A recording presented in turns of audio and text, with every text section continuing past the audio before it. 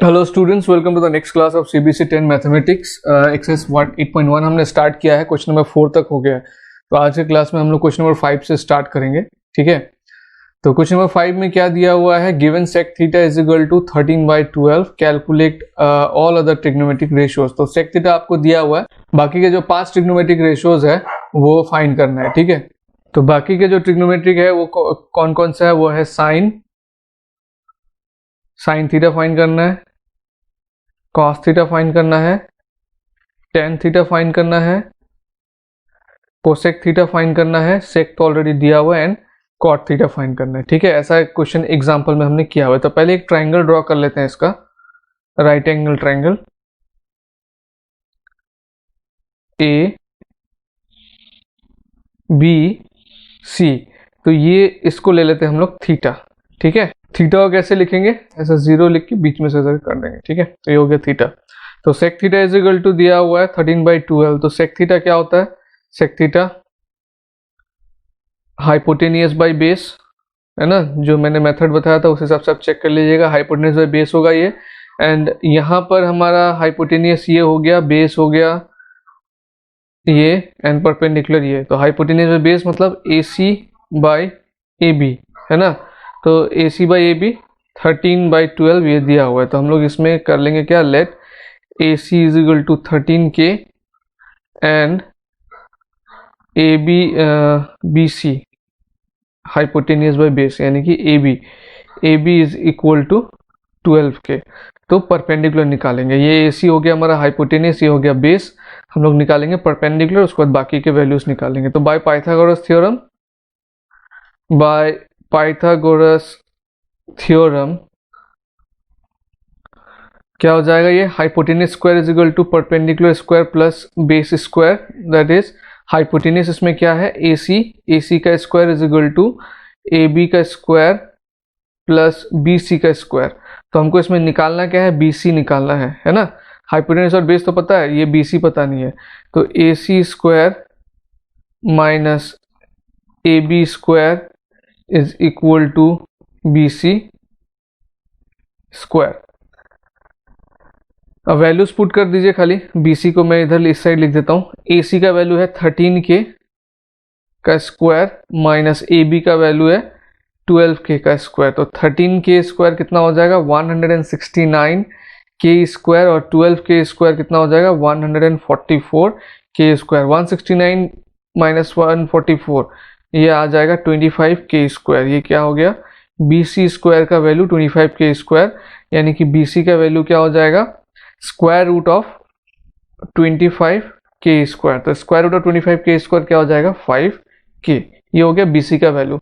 अब एक एक करके सारा निकाल दिया। पहले sine theta is equal to क्या होता है, परपेंडिकुलर बाय हाइपोटेनियस होता है। तो यहाँ पे परपेंडिकुलर है बीसी एंड हाइपोटेनियस है एसी। तो हमारा आंसर हो जाएगा 5K बाई एसी है 13K, ये रहा यहाँ पे एसी। तो के कैंसिल हो जाएगा, इज इक्वल टू 5/13। उसके बाद cos theta is equal to होगा बेस बाय हाइपोटेनियस, ठीक है। बेस है इसमें ए बी एंड हाइपोटेनियस है इसमें ए सी। तो 12K बाय 13K, के कैंसिल, 12/13। कॉस के बाद हो जाएगा टेन होता है परपेंडिकुलर बाय बेस। परपेंडिकुलर है इसमें बी सी एंड बेस है ए बी, मतलब 5K बाय ए बी कितना है 12K। इसका भी के कैंसिल, 5/12। 10 के बाद हम निकालेंगे cosec theta is equal to क्या हो जाएगा, हाइपोटेनियस बाय परपेंडिकुलर, मतलब A C by B C is equal to 13K by 5K, के cancel, is equal to 13/5। Cosec के बाद सेक तो ऑलरेडी क्वेश्चन में दिया हुआ है। देन लास्ट होता है कॉट थीटा, यहाँ पे भी थीटा लिखना है।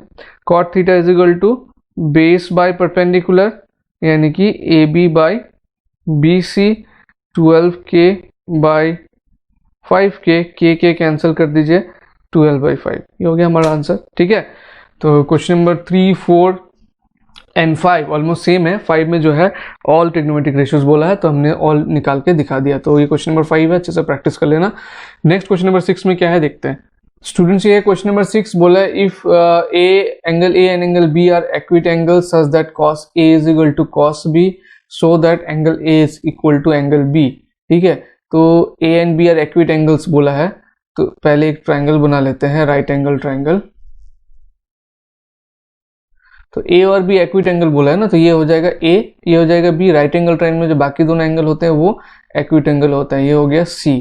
ठीक है, तो angle A and angle B are acute angle. ठीक है, एंड यहाँ पे क्या दिया हुआ है, cos A is equal to cos B. तो we know that cos theta का वैल्यू क्या होता है, cos theta is equal to होता है बेस बाय हाइपोटेन्यूज। तो यानी कॉस ए जब बोलेगा तब बेस क्या हो जाएगा, ए सी हो जाएगा। तो cos A is equal to क्या हो जाएगा, ए सी, मतलब बेस बाय हाइपोटेन्यूज क्या होगा, ए बी। उसके बाद जब कॉस बी बोलेगा तो जब बोलेगा बेस ये हो जाएगा, अगेन बेस बाय हाइपोटेन्यूज करेंगे तो B C by B C by A B, B C by A B. तो ए बी को अगर इधर ट्रांसपोज कर दें, A C is equal to B C by A B into A B, ये वाला ए बी को इधर लेके आए तो ए बी कैंसिल हो गया। यहाँ से क्या मिला हमको, A C is equal to B C मिल गया। ठीक है, अब ये A C is equal to B C हम इस स्टेप से डायरेक्ट भी लिख सकते हैं, ये स्टेप को ना करके अगर किसी को समझ में आ जाता है कि डायरेक्ट कैसे होगा तो वो कर सकता है। जिनको समझ में नहीं आता उनके लिए मैंने ये स्टेप किया है, अदरवाइज से डायरेक्ट भी लिखा जा सकता है। ठीक है, A C is equal to B C मिल गया हमको। तो A C is equal to B C, A C ये साइड हो गया, बी सी ये साइड हो गया। ये दोनों साइड अगर इक्वल हो गया तो एक तरह से देखेंगे तो ये एक आइसोसेलेस ट्रायंगल बन गया ना, कि कोई भी किसी भी ट्रायंगल में दो साइड अगर इक्वल होता है तो वो क्या होता है, आइसोसेलेस ट्रायंगल होता है। आइसोसेलेस ट्रायंगल का फिर बेस एंगल क्या होता है, वो भी इक्वल होता है। तो ये साइड और ये साइड अगर इक्वल है तो ये दोनों साइड भी इक्वल होगा। ठीक है, एक तो हम आइसोसेलेस ट्रायंगल के हिसाब से लिख सकते हैं, दूसरा इस तरीके से भी लिख सकते हैं कि angle opposite to equal sides are equal. 9 में पढ़ा होगा आपने, जो इक्वल साइड है जैसे कि ये साइड और ये साइड इक्वल है, इनके ऑपोजिट में जो साइड होगा वो भी इक्वल होगा। ठीक है, तो जो एंगल होगा सॉरी, तो इसके ऑपोजिट में ये एंगल है और इसके ऑपोजिट में ये एंगल है, तो therefore angle A is equal to angle B. तो ये लिख देंगे हम, we know that angle opposite to equal sides are equal. तो therefore angle A is equal to angle B. ठीक है, हेंस प्रूव्ड। तो ये एक तरीका हो गया। दूसरा ये है कि ये जितना, इसके बाद दूसरा एक और तरीका ये कर सकते हैं कि therefore triangle A B C is an isosceles triangle. ठीक है, तो and base angle of isosceles triangle are equal, therefore angle A is equal to angle B, hence proved। तो ये स्टेप के बाद आप चाहे तो इसको आइसोसेलेस ट्रायंगल को फॉलो करें या फिर इसको फॉलो करें। ठीक है, तो दोनों में कोई भी फॉलो करेंगे आपका आंसर सेम है, इस तरह से लिखना है। तो ये हो गया क्वेश्चन नंबर 6 का। अभी क्वेश्चन नंबर 7 का हम लोग सॉल्व करेंगे।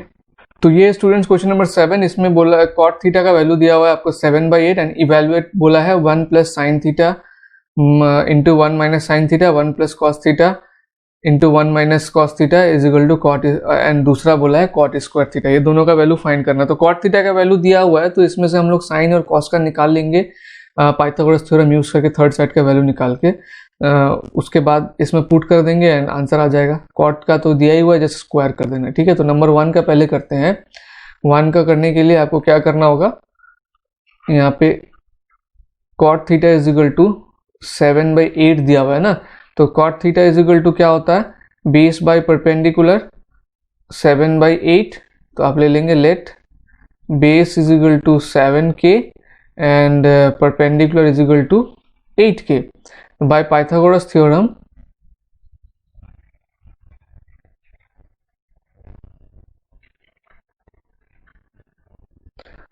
Hypotenuse square is equal to perpendicular square plus base square.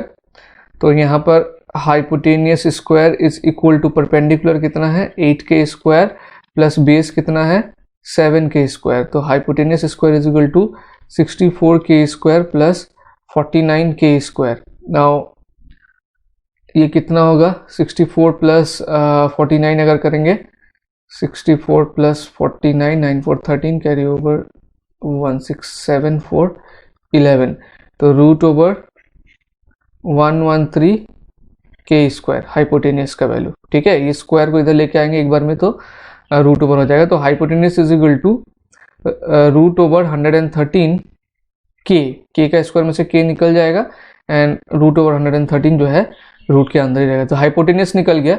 अभी हमको साइन थीटा निकालना है। Sine theta is equal to क्या होता है परपेंडिकुलर बाय हाइपोटेनियस। परपेंडिकुलर है हमारे पास 8k एंड हाइपोटेनियस कितना है रूट ओवर 113k। के कैंसिल हो गया, ये आ गया 8 बाई रूट ओवर 13। फिर हम निकालेंगे कॉस थीटा। कॉस थीटा होता है बेस बाय हाइपोटेनियस। बेस है हमारे पास 7k और हाइपोटेनियस हमने निकाला 113k। इसमें भी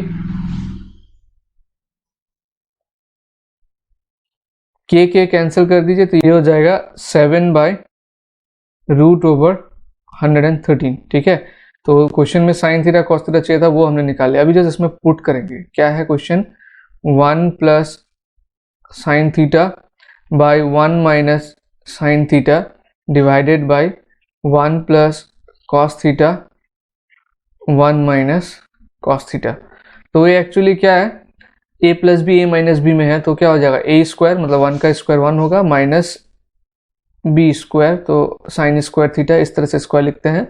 नीचे भी देखिए a plus B A minus B है तो इसका लिखेंगे 1 minus cos square theta is equal to 1 minus sine theta का वैल्यू क्या है 8 बाई रूट ओवर 113 इसका स्क्वायर बाय 1 माइनस कॉस का वैल्यू कितना है हमारा 7 बाई रूट ओवर 113 का square is equal to 1 minus 8 का स्क्वायर कितना होगा 64 और रूट ओवर 113 का स्क्वायर 113 ही होगा डिवाइडेड बाय 1 माइनस 64 है ये 7 का स्क्वायर हो जाएगा 49 बाय 113 इज इक्वल टू इसका एलसीएम करेंगे तो कितना आएगा। तो इसका एलसीएम करेंगे तो ये हो जाएगा 113 और यहाँ पे इसके नीचे 1 है तो 1 इधर आएगा 113 माइनस 64 नीचे इसके नीचे भी 1 अगर लेंगे तो इसका भी एलसीएम वही होगा 113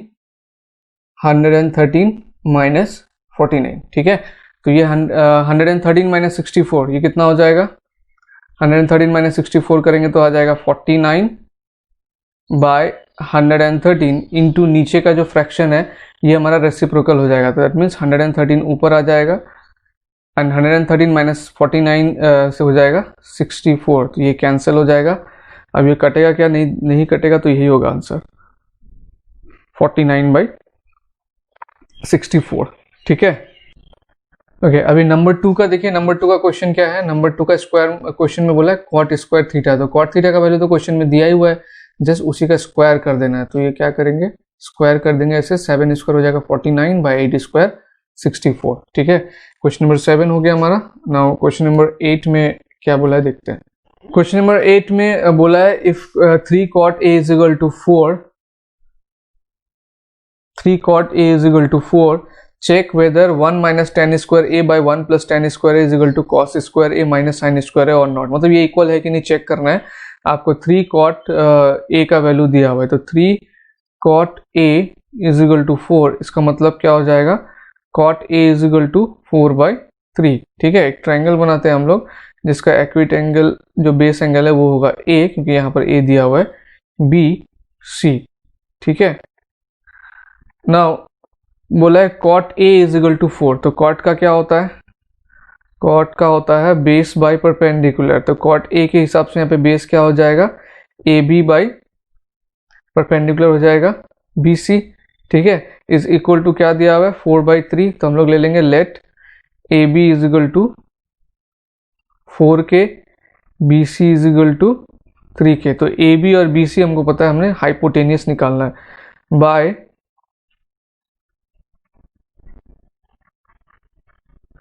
Pythagoras theorem, hypotenuse square is equal to perpendicular square plus base square, यानी कि AC square is equal to AB square plus BC square, है ना।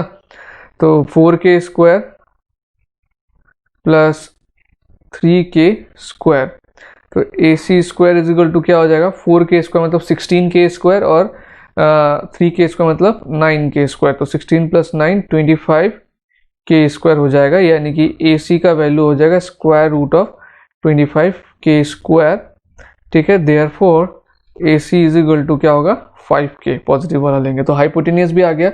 अभी आप tan निकाल लीजिए, cos निकाल लीजिए, sin निकाल लीजिए, उसको इसको वेरीफाई कीजिए। तो tan का क्या हो जाएगा, tan A is equal to perpendicular by base, perpendicular by base मतलब BC बाई AB, BC का वैल्यू कितना है 3K एंड AB का वैल्यू है 4K, तो K कैंसिल 3/4, उसके बाद cos A is equal to क्या हो जाएगा बेस बाय हाइपोटेनियस, बेस है इसमें AB एंड हाइपोटेनियस है AC, AB का वैल्यू कितना है, AB का वैल्यू है 4K एंड हाइपोटेनियस हमने कितना निकाला अभी 5K, तो यानी कि ये इसका वैल्यू हो जा रहा है 4/5, और क्या है इसमें साइन A है, sine A। Perpendicular by hypotenuse, perpendicular है BC एंड हाइपोटेनियस है AC, तो ये हो जाएगा BC बाई AC मतलब 3K by 5K, K cancel 3/5, ठीक है। अब एक एक करके LHS RHS करेंगे, तो पहले RHS करते हैं, सॉरी LHS करते हैं। 1 minus ten square A by 1 plus ten square A, तो 1 माइनस 10 का वैल्यू कितना है 3/4, तो 3/4 square is by 1 plus 3/4 square, तो ये इसको हम लोग लिख सकते हैं 1/1 एंड 3 स्क्वायर बाई 4 स्क्वायर हो जाएगा 9/16, डिनोमिनेटर में 1/1 प्लस 9/16, ठीक है। तो ये 16 माइनस 9 डिवाइडेड बाई, इसका भी एलसीएम करेंगे तो 16, ये हो जाएगा 16 प्लस 9। अभी 16 माइनस 9 7/16 इंटू इसका रेसिप्रोकल कर दीजिए 16 प्लस 9 25, तो ये 16 कैंसिल हो जा रहा है, ये कितना आ रहा है LHS का वैल्यू आ रहा है 7/25। अभी हम लोग निकालते हैं RHS। RHS में क्या है cos square A minus sine square A, तो cos का वैल्यू हमारा कितना है 4/5 आया, तो 4/5 स्क्वायर माइनस साइन का वैल्यू कितना आया है 3/5 स्क्वायर, तो 4 स्क्वायर हो जाएगा 16, 5 का स्क्वायर हो जाएगा 25, माइनस 3 का स्क्वायर हो जाएगा 9, 5 का स्क्वायर हो जाएगा 25। एलसीएम करेंगे इसका 25 ही आएगा, तो 16 माइनस 9 7/25, तो इसका भी 7/25 आया, तो आंसर होगा yes, LHS is equal to RHS, ठीक है। यही चेक करने के लिए बोला था ये इक्वल है या नहीं, तो हमारा ये इक्वल आ रहा है, ठीक है। ये क्वेश्चन नंबर 8 हो गया। अभी हम लोग सॉल्व करेंगे क्वेश्चन नंबर 9 को। तो स्टूडेंट्स ये है क्वेश्चन नंबर 9, इसमें क्या बोला, in triangle ABC right angle at B, एक ट्राइंगल बोला है ट्राइंगल ABC जो कि B पे राइट एंगल है, ठीक है। तो ये हमारा हो गया right angle at B ABC, tan A is equal to 1/3, क्या बोला है tan A is equal to 1/3, तो we know tan A is equal to क्या हो जाएगा परपेंडिकुलर बाई बेस, ठीक है। तो परपेंडिकुलर बाई बेस, तो अगर A का बात करें तो इसका मतलब परपेंडिकुलर कौन सा होगा, इसमें BC होगा एंड बेस होगा AB, तो ये इज इक्वल टू 1/√3 दिया हुआ है, तो हम लोग क्या ले लेंगे, let BC is equal to 1K मतलब K and AB is equal to √3K। अभी by Pythagoras theorem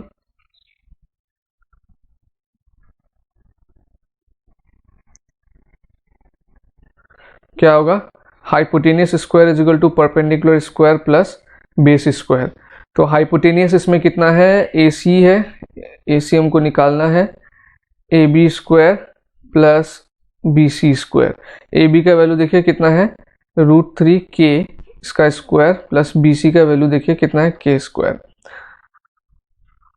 which implies A C square is equal to √3 का स्क्वायर हो जाएगा 3 एंड के का स्क्वायर हो जाएगा K square plus K square, which implies A C square is equal to 3 square plus K square क्या हो जाएगा 4 स्क्वायर।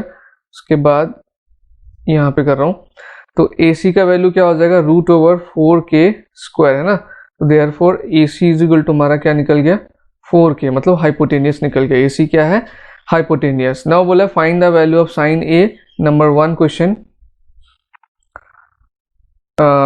1 में क्या बोला है sign A cos C plus cos A into sine सी। तो पहले साइन ए निकाल लीजिए, साइन ए क्या हो जाएगा परपेंडिकुलर बाई हाइपोटेनियस, तो जब ए एंगल ले रहे हैं परपेंडिकुलर हो रहा है बी सी, तो बी सी बाई हाइपोटेनियस तो सेम रहेगा ए सी, बी सी हमारे पास कितना है के है और ए सी हमने निकाला 4 तो के कैंसिल, ये हो जाएगा 1/4, ठीक है।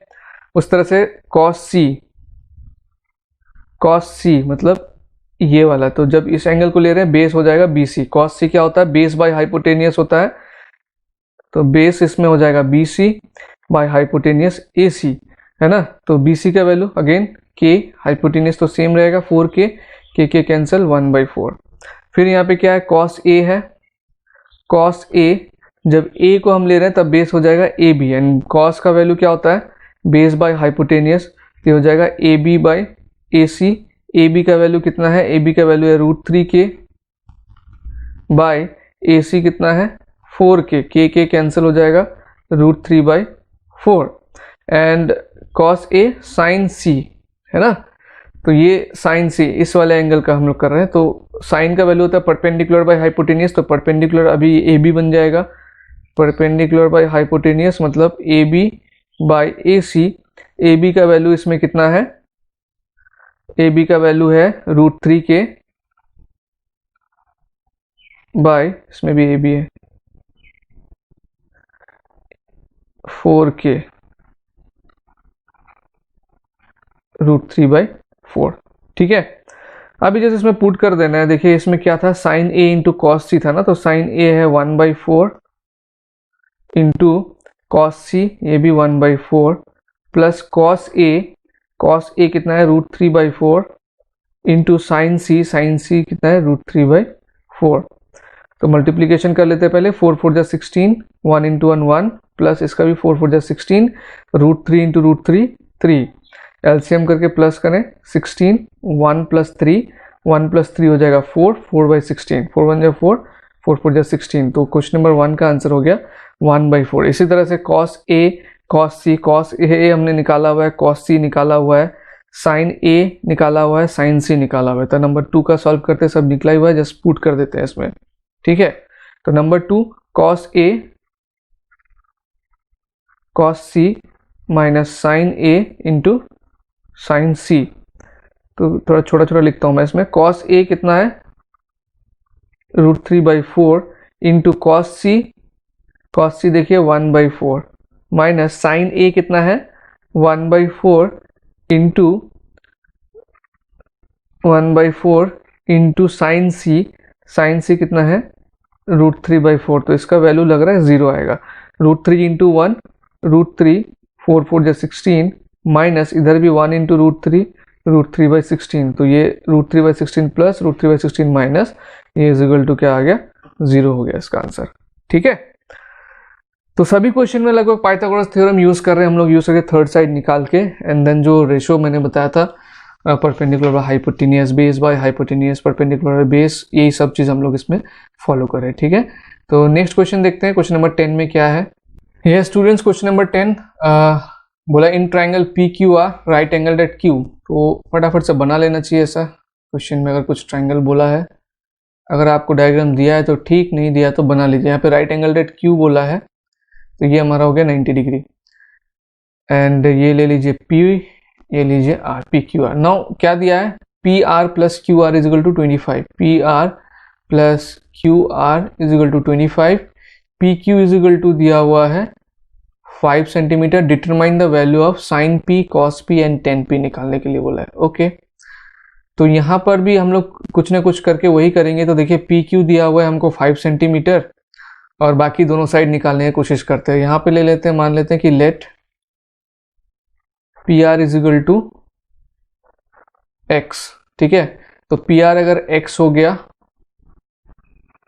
अच्छा पी आर को एक्स नहीं लेके हम लोग पी आर को in terms of Q R express कर देते हैं।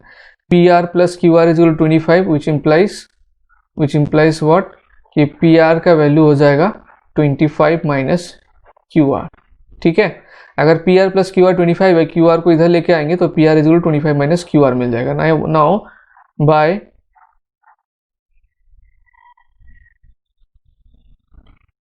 पाइथागोरस थ्योरम क्या हो जाएगा, इसमें हाइपोटेनियस कौन सा है, पी आर है, P R square is equal to हो जाएगा P Q square plus Q R का स्क्वायर।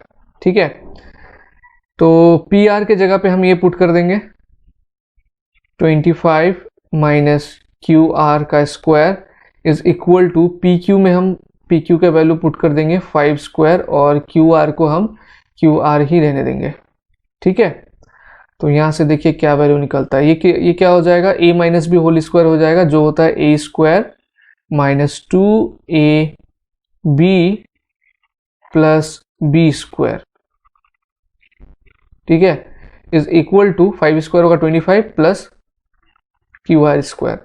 अगले स्टेप में मैं क्यू आर स्क्वायर को इधर लेके आ जाऊंगा, तो 25 का स्क्वायर हो जाएगा 625 minus 2 into 25 50 Q R plus Q R square. इस क्यू आर को मैं इधर लेके आऊंगा तो ये हो जाएगा minus Q R square is equal to 25। अब plus Q R square minus Q R square ये दोनों तो कैंसिल हो जाएगा।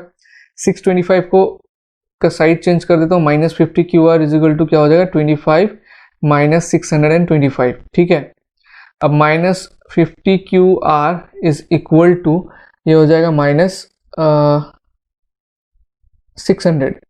ठीक है, minus minus cancel which implies Q R is equal to 600 by 50, ये कैंसिल हो जाएगा 0 0, तो therefore Q R is equal to 12 centimetre. 60 by 5 12 होता है, डिवाइड करके देख लेना। ठीक है, नाउ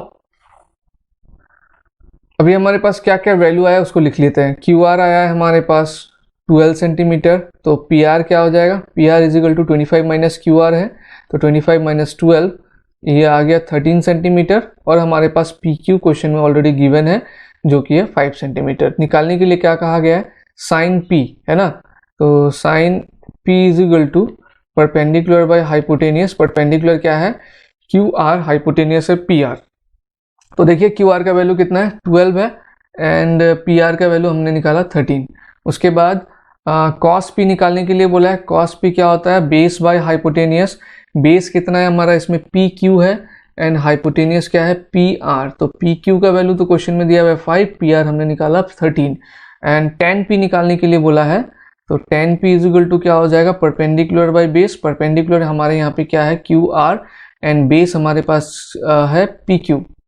तो Q R by P Q, Q R है 12 एंड पी क्यू है 5, तो ये है आंसर। ठीक है, नंबर 10 कंप्लीट हुआ। 11 में क्या है देखते हैं। क्वेश्चन नंबर 11 शायद ट्रू फॉल्स है, तो उसको भी फटाफट सॉल्व कर लेते हैं। तो ये है students question number 11। Question number 11 में बोला है कि state whether the following are true और false and justify your answer. आपको अपना आंसर जो है जस्टिफाई भी करना पड़ेगा। तो क्वेश्चन नंबर 11 का 1 में क्या बोला है, the value of 10 is always less than 1। तो value of 10 always less than 1, तो ऐसा जरूरी नहीं कि वैल्यू ऑफ 10 जो है हमेशा लेस देन 1 हो, तो ये होगा फॉल्स। ठीक है, क्यों कि इफ देखिए 10 का वैल्यू क्या होता है, tan theta is equal to होता है परपेंडिकुलर बाय बेस। तो अगर परपेंडिकुलर का वैल्यू बेस से ज्यादा हुआ तो tan का वैल्यू तो ग्रेटर देन 1 भी होगा ना। जैसे परपेंडिकुलर का वैल्यू अगर मैं मान लेता हूँ 10 हुआ है और बेस का वैल्यू 5 हुआ है, ये हो ही सकता है। तो 10 का वैल्यू क्या आ रहा है 2 आ रहा है, तो इसका मतलब if perpendicular is more than base then tan a is greater than 1, ये हमारा जस्टिफिकेशन हो गया। नाउ बोला if sec a is equal to 12 by 5 for some sec a is equal to 12 by 5 for some value of angle a। Okay, ये तो true होगा, ये ऐसा स्टेटमेंट तो हो ही सकता है। 12 बाई 5 जो है ये पॉसिबल है कि 12/5 वैल्यू हो कोई भी एंगल से, ठीक है। तो ये हो जाएगा true. cos A is abbreviation of the cosecant of angle A, ये फॉल्स है, क्योंकि कोसेकेंट का जो एब्रिविएशन होता है वो होता है कोसेक, ठीक है। आप लिखेंगे एब्रिविएशन, जस्टिफिकेशन में लिखेंगे abbreviation of cosecant A is cosec A, ठीक है। एंड cos A किसका एब्रिविएशन है? cos A is abbreviation of cosine A, ठीक है। कोसेकेंट का कोसेक एंड कोसाइन का cos. cot A is the product of cot and A, नहीं, ऐसा नहीं है, ठीक है, फॉल्स। क्यों? क्योंकि ये A क्या है, एक एंगल है और ये ट्रिग्नोमेट्री है, तो इसका ये प्रोडक्ट नहीं है, ये हम ऐसे एक्सप्रेस करते हैं एज ए ट्रिग्नोमेट्री, ठीक है। sin theta is equal to 4/3 for some angle theta. तो sin theta is equal to 4/3 for some angle theta. sin theta is equal to 4/3 नहीं हो सकता कभी भी, ठीक है, फॉल्स। इसका रीजन है, अब आगे अभी और भी पढ़ेंगे कि साइन जो है कभी भी मोर देन 1 नहीं हो सकता, ठीक है। सिंस इसका रीजन लिख देंगे, sin theta can not be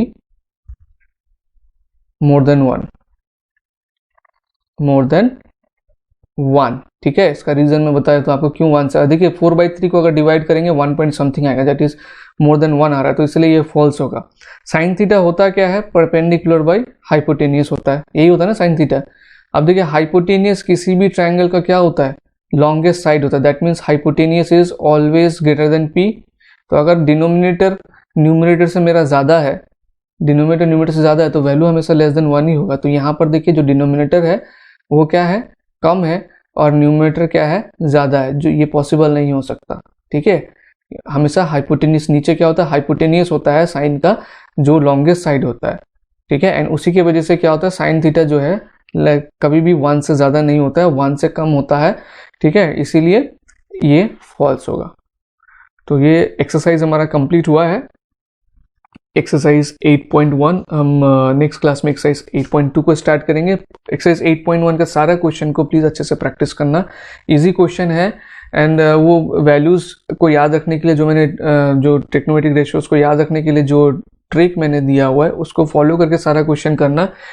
specially question number 3 से लेकर 8-9 तक के जो क्वेश्चन है वो सारे क्वेश्चन थोड़ा ज़्यादा प्रैक्टिस करना, तो बाकी क्वेश्चन जो है अपने आप हो जाएगा, ठीक है स्टूडेंट्स। तो मिलते हैं हम नेक्स्ट क्लास में, तब तक अपना ध्यान रखिए, बाय बाय।